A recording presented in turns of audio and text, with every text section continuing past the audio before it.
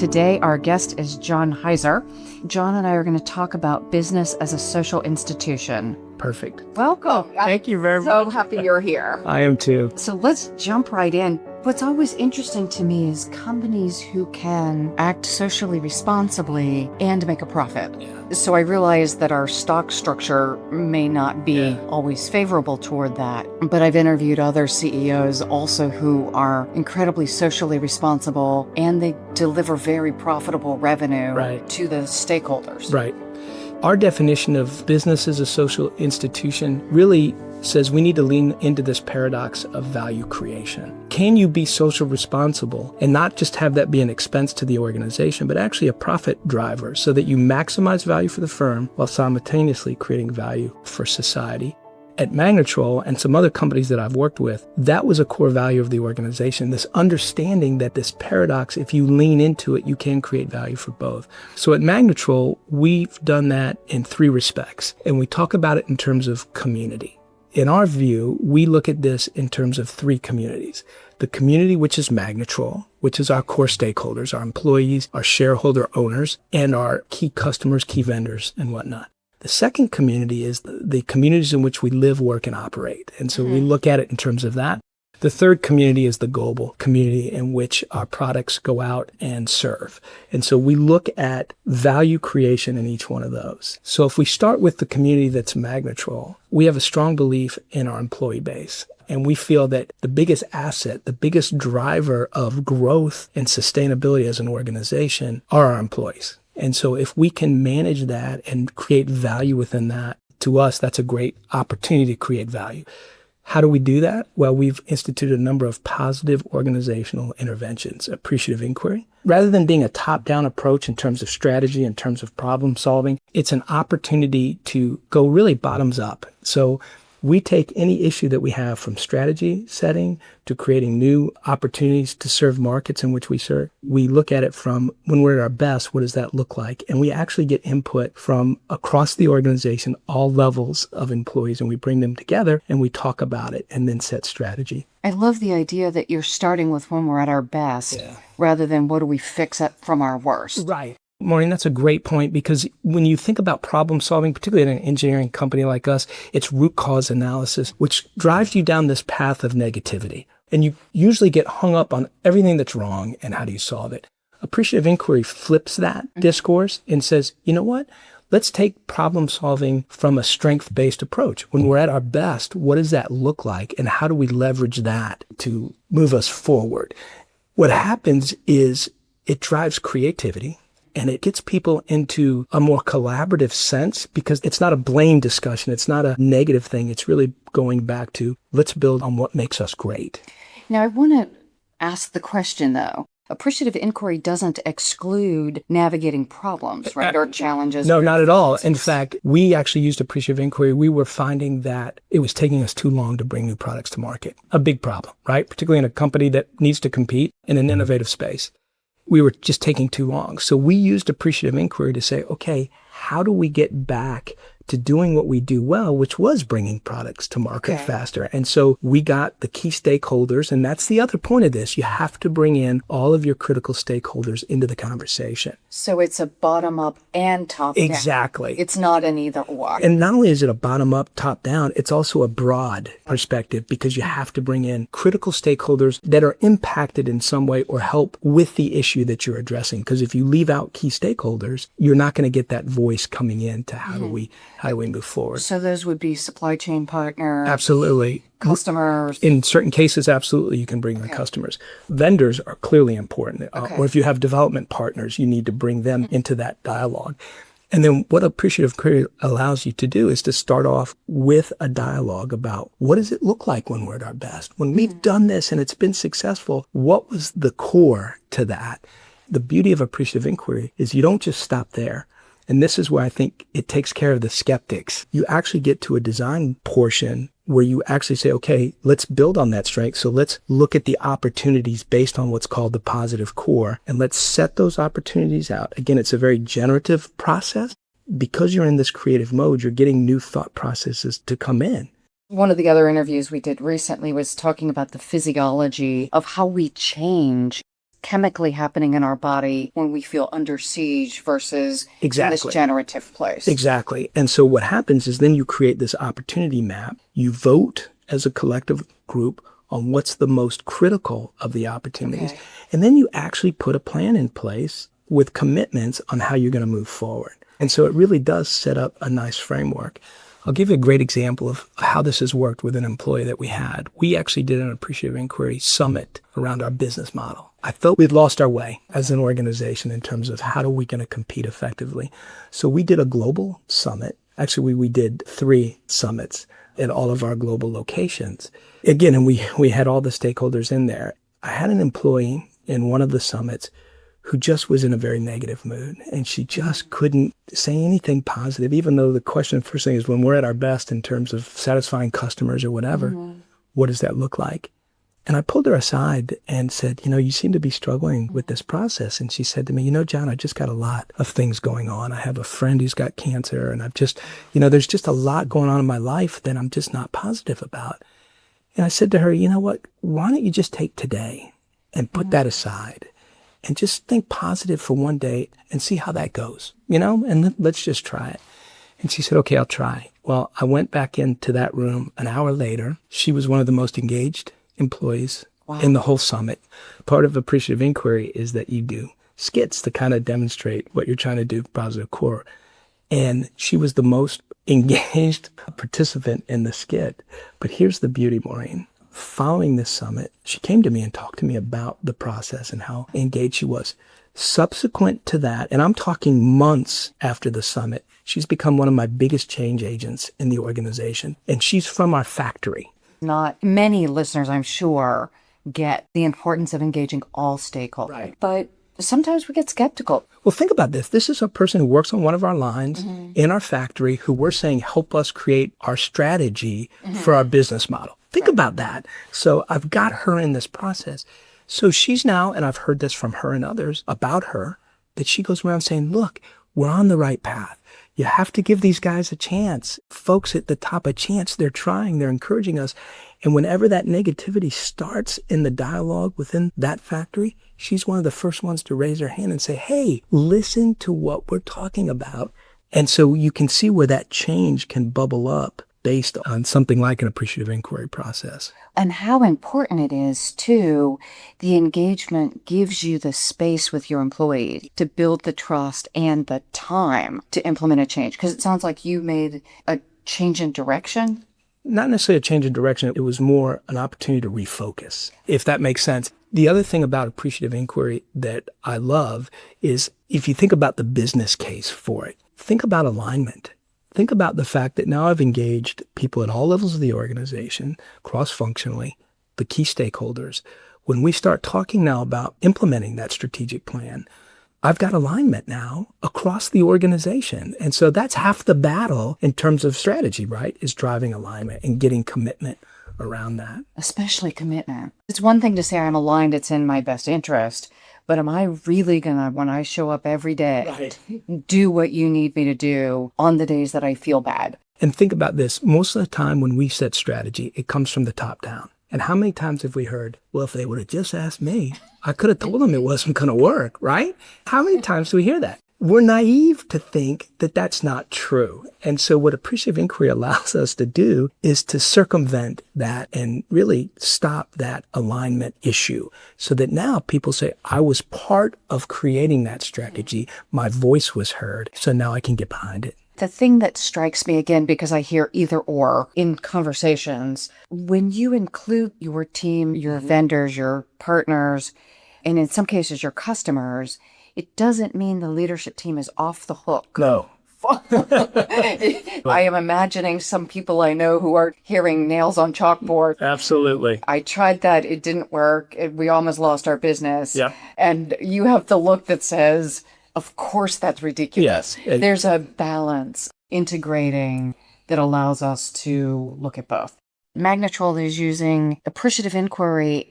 That doesn't mean that leaders abdicate their role in setting strategy. No, and I'll give you a great example of that, actually, too. If you think about leaders, particularly at the C-suite, we have a better view of the whole global enterprise, right? So we're not just concerned about our functional area or my day-to-day job. At the C-suite level, we understand how that all fits into the global stakeholders. And so we've got to make sure that as we develop the strategy with everybody involved, that we keep it at a more enterprise level. So that's number one. Number two, the appreciative inquiry process, at the end of the day, my role in this is when we come together in that design phase, is that I help guide that process. I say, look, here's what we absolutely can do, because it fits with who we are and what we're trying to accomplish. And here's the budgets that we have for those. Here's the things that, quite frankly, we just can't do for whatever reason. And here's the things and how we're going to phase it. And so at the end of the day, the leadership team still has to drive that corporate or global alignment of the strategy that's being formulated. And at the end of the day, we still have the accountability and the responsibility to make sure that as we start to implement these plans, we're looking at how it is impacting value creation, both for the firm and for those communities in which we live, work, and operate. And so it's not an abdication at all. I view it more as an alignment. So I hear input from everyone. Synthesize, integrate, ensure that you have the global view. And it's actually done as part of the summit and then subsequent. So they can, again, it's part of being a transparent organization. And so as we develop the strategy, I'm there in my role saying, okay, here's where we can go forward. Here's where we're aligned. And if you think about it, I've done these in 3 different locations. I have to look at, are they aligned from an organizational structure based on the locations? And so we do that. Then we do go back to them and say, okay, here's what you all told us. Here's what we're going to do.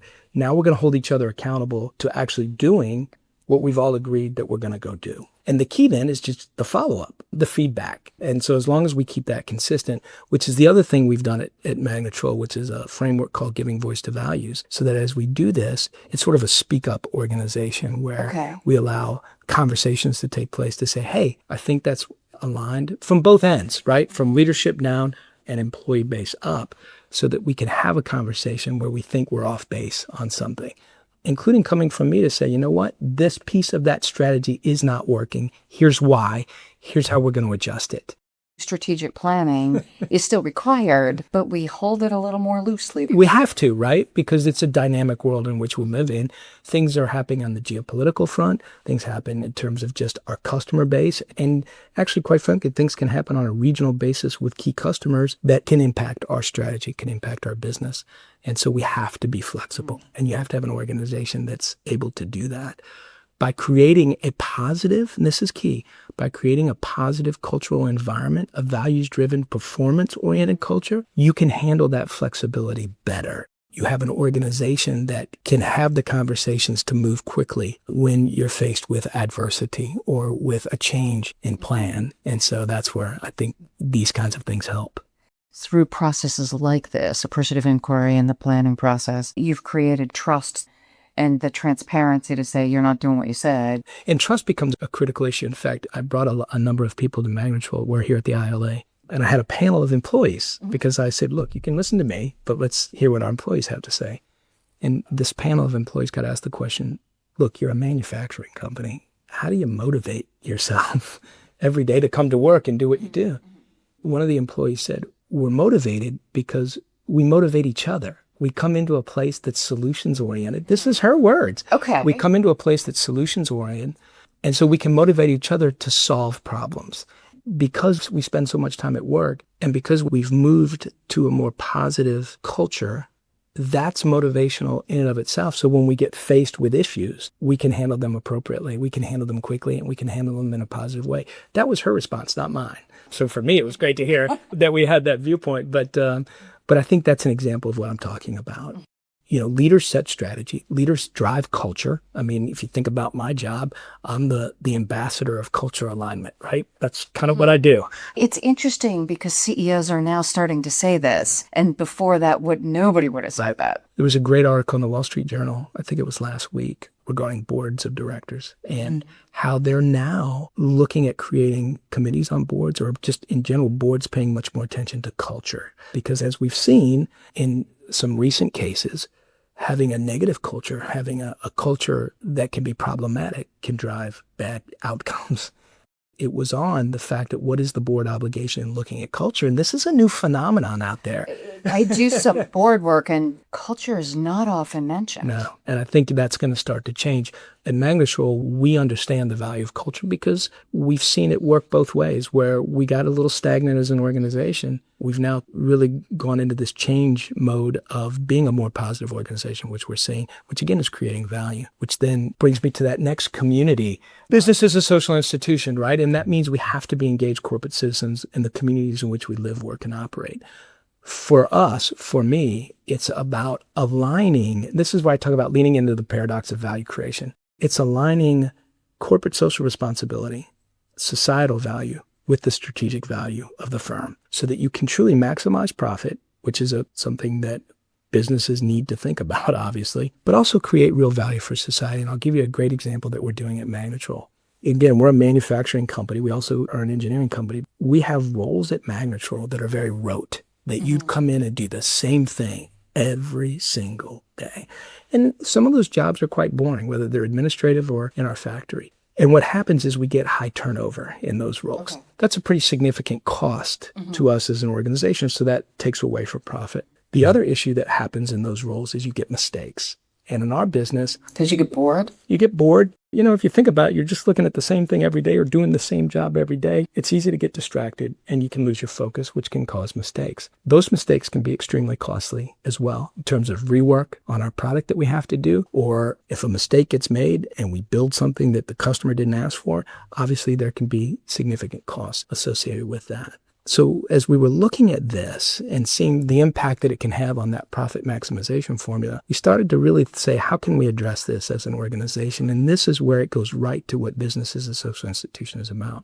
I found a partner in the Chicagoland area. So we're doing this just in the U.S. right now because we're just getting off the ground on this. But I found an organization that deals with people on the autism spectrum. But if you think about some of those individuals, they want structure. They need structure. They want to do the same thing every single day, and they're fabulous at it. They're motivated behind it. They can pay attention to details like you and I can't. And so we're partnering with this organization for those individuals. Now, in many cases, they can't get a job because of their social awkwardness. They can't get through a job interview, or they get flustered if things change a little bit.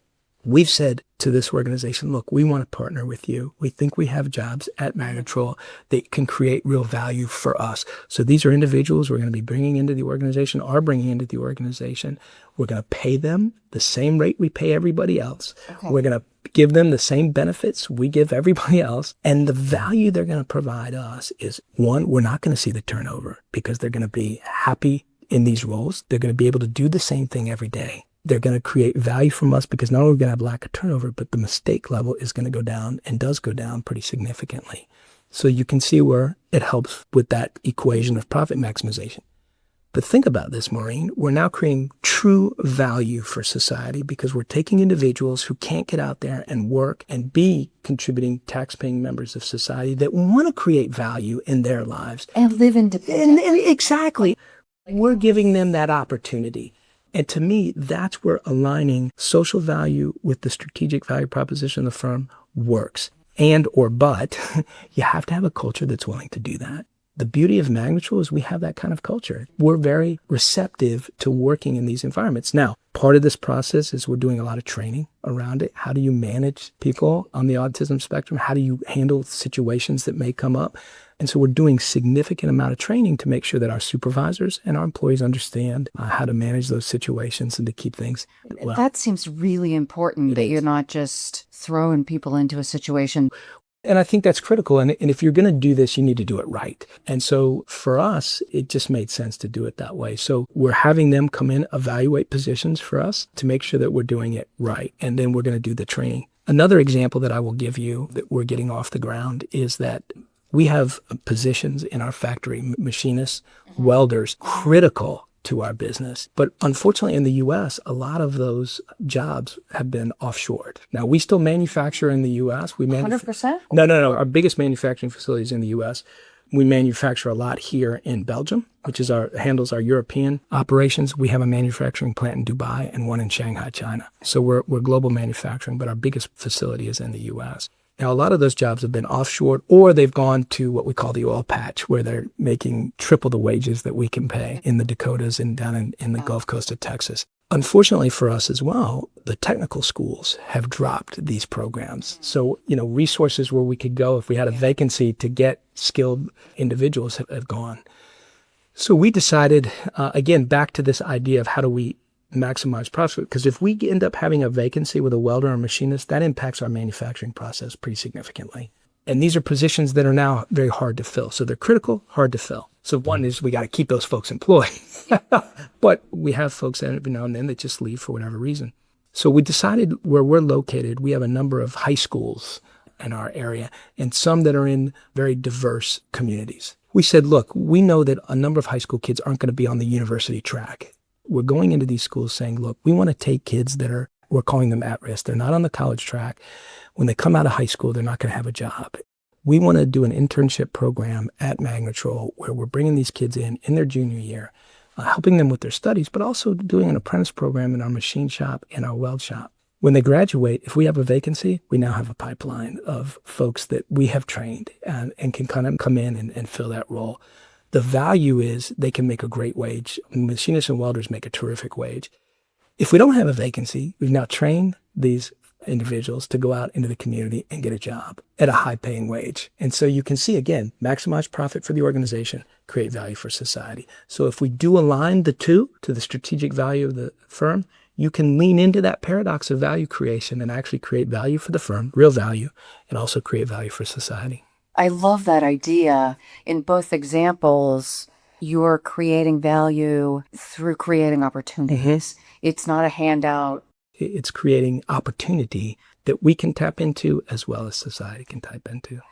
And individuals who wouldn't have had productive work, in both cases, now have an opportunity to live a life that was unimaginable. Right. Let's now talk about purpose. Sure. So how do you create a purpose for the firm, right?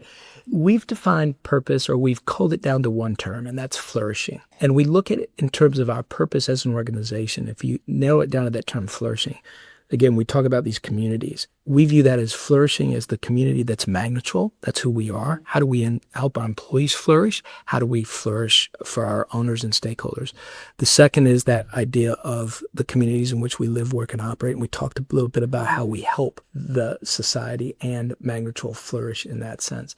The third, and this is where I think for a manufacturing company, an engineering and manufacturing company, you start that make process control instrumentation. How do you define a purpose in the global setting that can motivate your employees behind that? We've defined that in terms of helping our customers and the stakeholders that they impact to flourish. And I'll give you a couple of examples. We deal in industries like oil and gas, petrochemical, chemical, power. Let's take power as an example.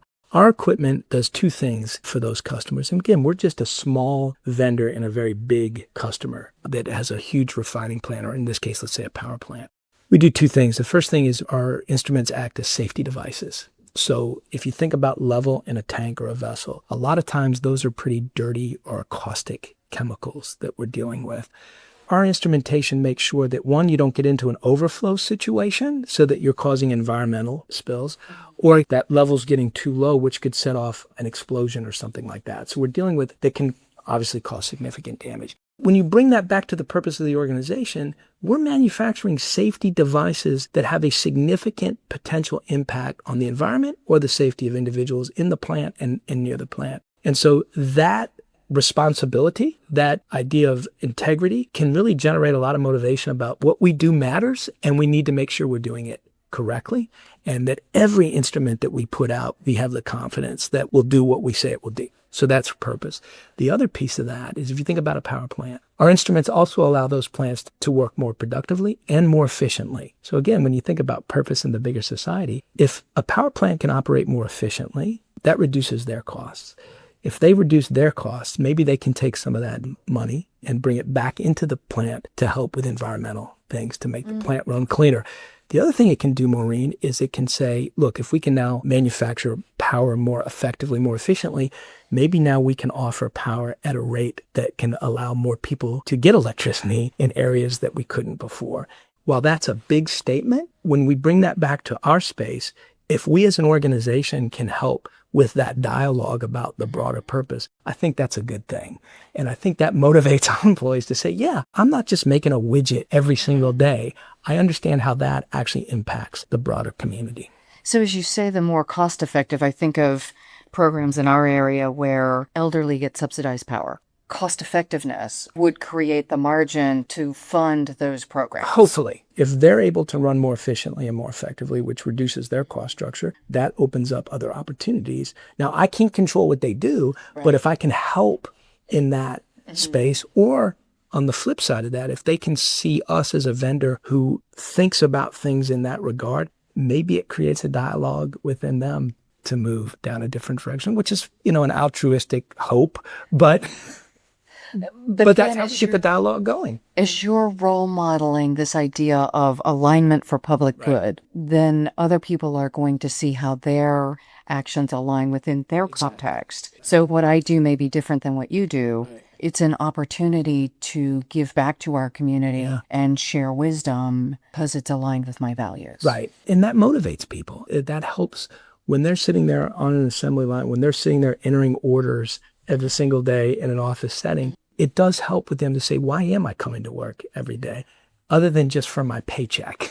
Well, we all do want to get paid. Sure. So how do you help people understand that linkage? We talk about it. We talk about it in town hall meetings. So I do a quarterly town hall meeting at Magnetrol, and I do it globally. So I'll either videotape it, or I actually do a lot of traveling. So I'll go out to all of our sites, and we talk about that as part of corporate communication. The other thing that I do is that we do what I call skip level meetings. Yeah. So I'll skip management and go down to the employee level, bring people in from different parts of the organization. Can I do this globally? And we have conversations about things like purpose and what are we doing. And then the final thing, don't underestimate the value of symbolism. They see how we do things. They see what we're doing. It becomes more of an expectation, I think. The other thing is when you look at the employee base that we're starting to recruit, millennials, for example, I believe that millennials are the biggest opportunity for change in business. Okay, so say more about that, because so many people are perplexed by millennials and they don't know what to do with them. Millennials have come into the marketplace with a different expectation of business and a different requirement of business to be more engaged with society. I think you're seeing that time and again. And we're hearing that now from millennials as we brought them into the organization. The beauty of Magnetrol is we have the generational spectrum that work for us. I have one employee in our factory. He's a welder. Been with the company 40 years, just celebrated his 40th anniversary last weekend. His father worked at the company. His wife works at the company. His kids work at the company. And his grandkid now works at the company. So you don't have anti-nepotism. Right. No, not at all. Because we think sometimes those are the best references that we can get. And so that's just an example of the generational differences that we have to deal with within the organization. And that's going to be the case as we live longer and live healthier, hopefully. Right. I did an interview the other day with someone talking about the longevity economy. Yeah. Francis Hesselbein, we're at a leadership conference, 101 years old, still running the Hesselbein Drucker Foundation. Yeah. Not everyone will be working till 100. Right. But what's your HR going to look like when you're talking to people who range from the normal 18-year-old or 16-year-old as they're doing after-school jobs to someone who's 95? Well, you should see how that conversation actually looks at live, because we have that conversation going on now. I'll have somebody who's 25 years old talking with somebody who's in their 60s, and in some cases at our company in their 70s, and they're having this dialogue. And I've seen the metamorphosis on both sides where, the older generation, the more tenured generation is coming in line and saying, you know what, that makes sense. And so I've seen these change agents in some of our most seasoned employees. The millennials, a lot of them have told me the reason we came to Magnetrol was not for the pay, not for the functional area that we're getting into. We came because of this commitment to business as a social institution.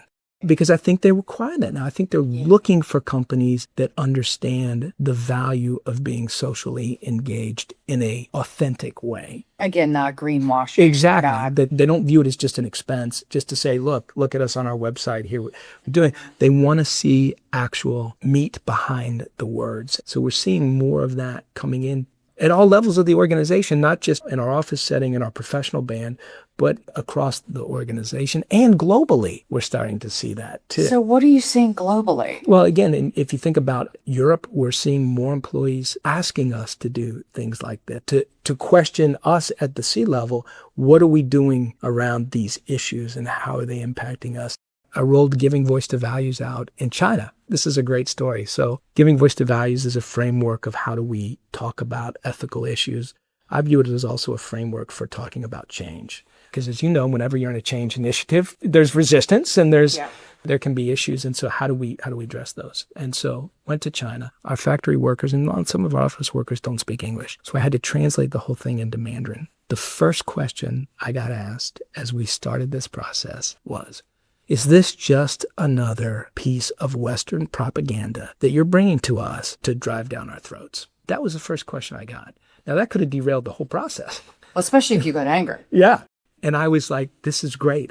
And so the facilitator, his answer was, well, if you look at what President Xi is doing around ethics in China, and he's undertaking a lot of trying to weed out corruption and whatnot. So this is consistent with our own president's commitment to ethics. So it brought it right back into the culture. The other thing he says is, look, we need to be honest with ourselves. We work for a Western company. We need to understand Western values as well. And if we look into this, maybe our values aren't that different to begin with.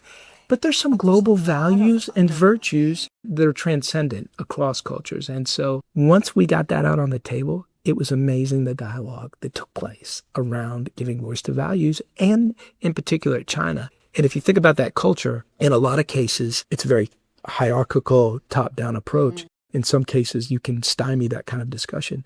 We didn't see that here. We actually saw folks really willing to voice their values. And I was just in China 2 weeks ago because I've been going out to see how things have been going. And I got to see that in practice, that there is this sense of I can speak up and I can talk about how to make us more effective, how to make us more productive on the factory floor as well. And a GM that's very receptive to that. And a management team that's very receptive to that. And again, though, I assume you had something to do with that selection. Yeah, absolutely. And we have a GM who's been in place for quite some time with Magnetrol and understands what we're trying to accomplish and actually lives those values as well. And so that helps, obviously. So it's been great to see that. So you can see where purpose can drive motivation and commitment. And if you can get motivation and commitment by your employees, it's going to drive profitability. I think that's the biggest key to long-term, sustainable, flourishing growth is motivation and commitment by your employees. I love that we started with strategy and planning and values. You synthesized how we set the course for the company, then how we connect with the social fabric, right. And all of this goes through the culture, right. And then wrapped up with values and purpose. Yeah. And how that allows us to attract and retain people, but also create the sustainability connecting back to the strategic plan. Well, if you think about strategy, it's the people that drive strategy. So you're either going to succeed strategically based on the individuals you have, or you're going to fail strategically. But I think that's just it. That's where leadership comes into play. And that's why leadership is hard, because leadership is the fabric that drives that alignment. Without leadership, you have chaos. And so what leadership does is if you can create that culture, if you can drive that alignment between culture, employees, and the firm strategy and goals, you're going to be successful, not only in the short term, but in the long term. And that's where I think the focus needs to be, is how do you create long-term sustainable profitability and flourishing. John, thank you so much for being a role model for these principles we talk about, because it's one thing to talk about them. It's quite another to actually live them. Like I said, it's hard work, and you have to be engaged as a leader to drive it. So thank you, Maureen.